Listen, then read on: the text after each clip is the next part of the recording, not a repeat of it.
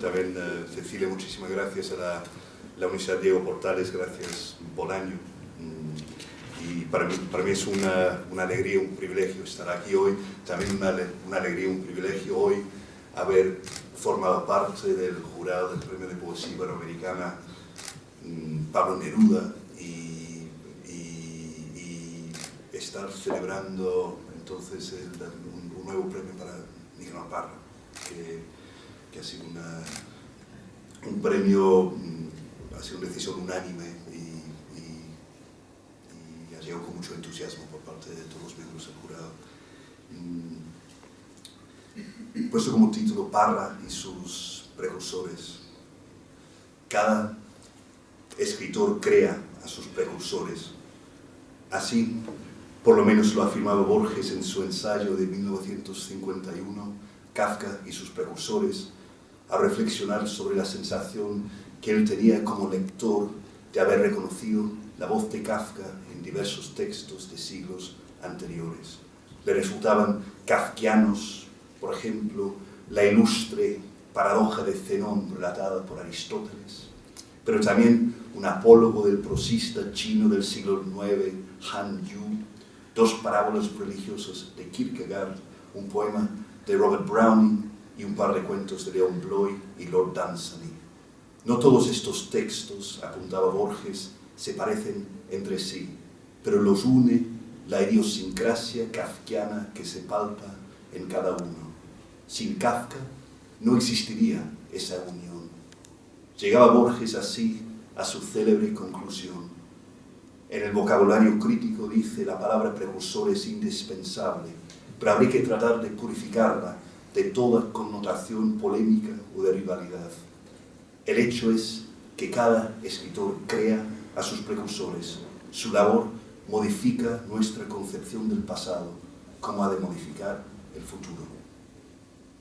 Harold Bloom, en su libro Genius, festeja este ensayo de Borges, aunque su propia teoría sobre la ansiedad de la influencia ha ido por rumbos diametralmente opuestos. Bloom mismo lo señala. Borges, dice, era un idealista literario a ultranza que creía que las polémicas y las rivalidades no desempeñaban papel alguno en el drama de la influencia, cosa con la que yo no estoy de acuerdo. Ahora bien, Bloom reconoce que, cito, Borges bien podría ser el único en su género, pues sus precursores escribieron en inglés y alemán, y él en español. De Quincy, Chesterton, Sir Thomas Browne, el inevitable Edgar Allan Poe, pero también Robert Louis Stevenson, Walt Whitman y Kafka influyeron con más fuerza en la obra de Borges que Cervantes y Quevedo.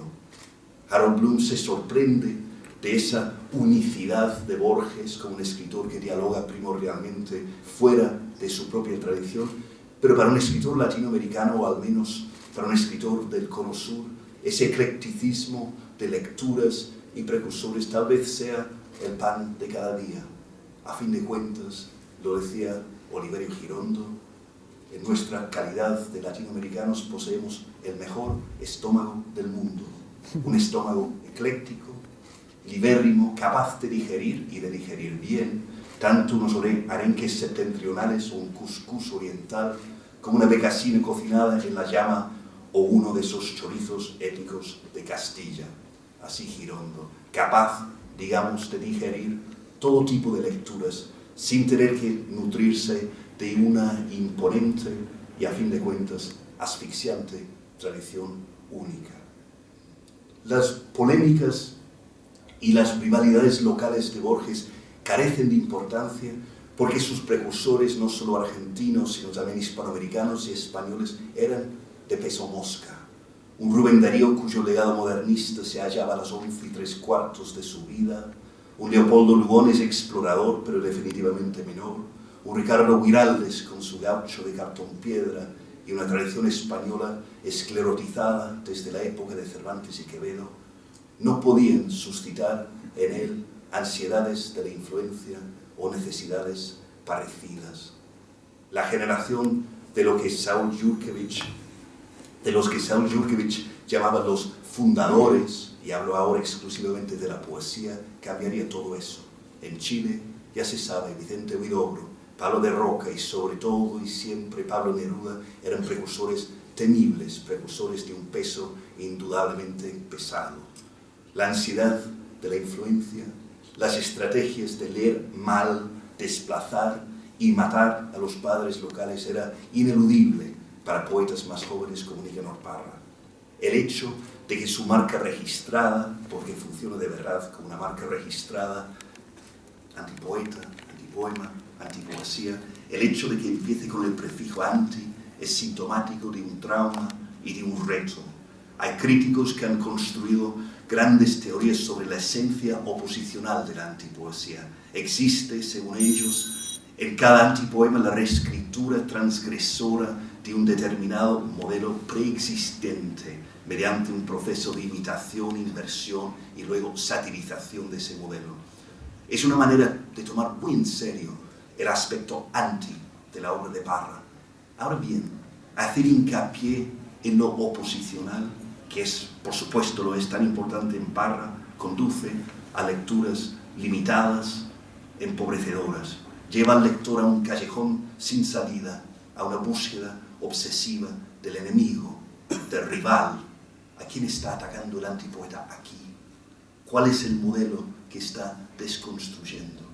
Es una buena manera de olvidarse de la complejidad de la obra de Parra. En una entrevista de 1969, Mario Benedetti le contó a Nicanor Parra que había oído decir que su poesía era anti-Neruda. La respuesta me parece fundamental para comprender la antipoesía. Neruda, dice Parra, no es el único monstruo de la poesía, hay muchos monstruos. Por una parte, hay que eludirlos a todos, y por otra, hay que integrarlos, hay que incorporarlos. De modo que si esta es una poesía anti-Neruda, también es una poesía anti-Vallejo, es una poesía anti-Mistral, es una poesía anti-todo, pero también es una poesía en la que resuenan todos estos ecos.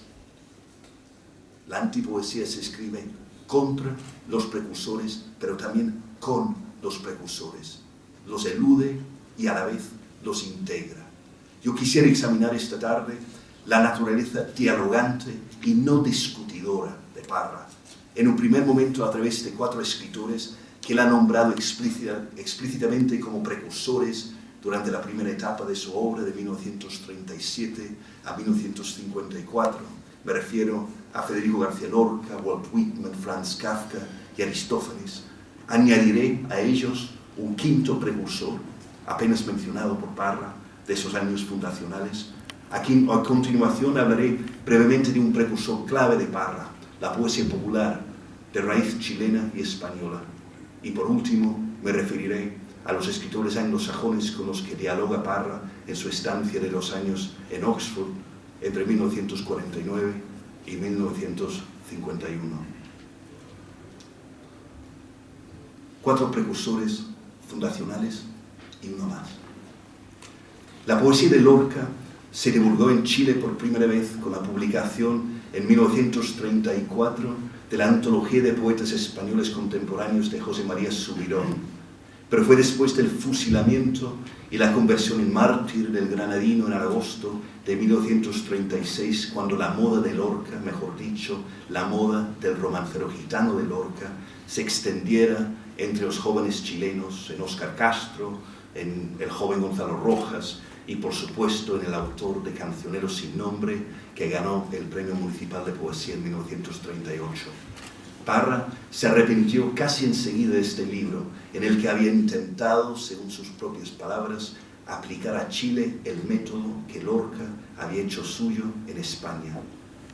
Los imitadores de Lorca fueron legión, pero ese primer libro de Parra va más allá de la imitación. Por supuesto, ahí están los tics lorquianos de rigor, la flor y la fauna, la luna y los ángeles, las piedras preciosas y las repeticiones tipo luna, luna.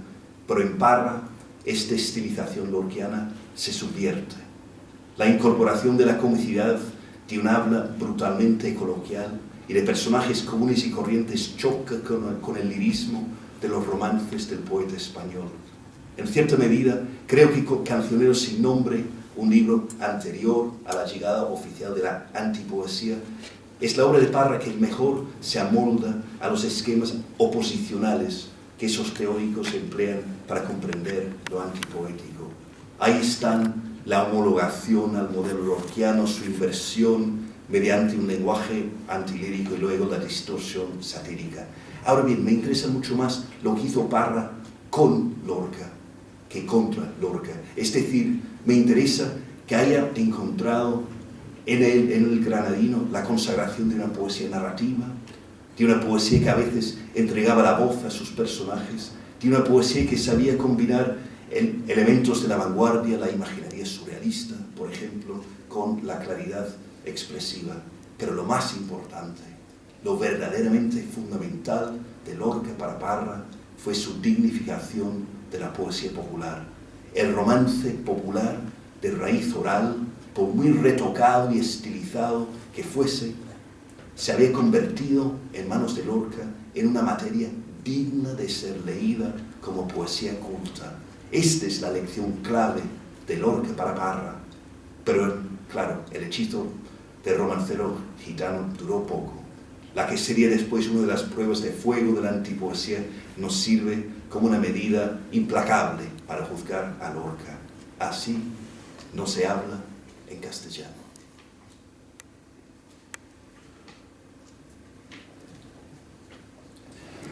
Los fundadores de la poesía hispanoamericana moderna, y podemos empezarlos con Rubén Darío, surgieron de un páramo.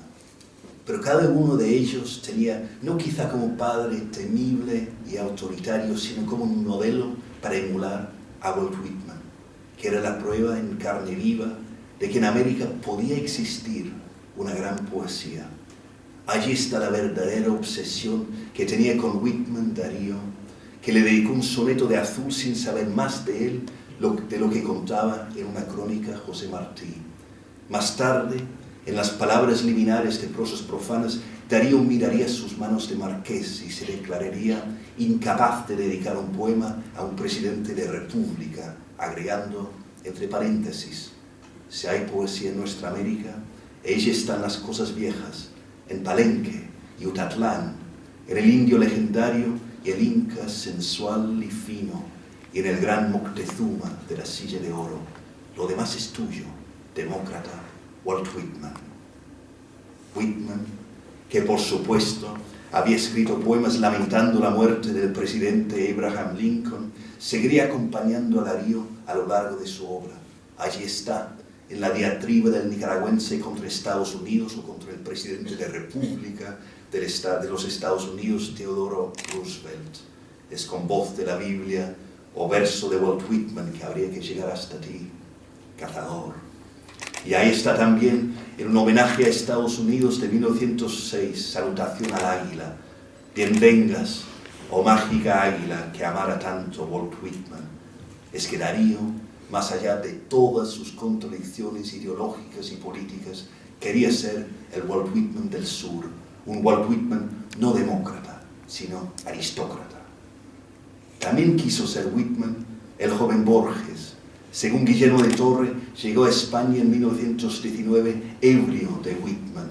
Él mismo lo diría décadas más tarde en una autobiografía en inglés, I tried my hardest to be Walt Whitman.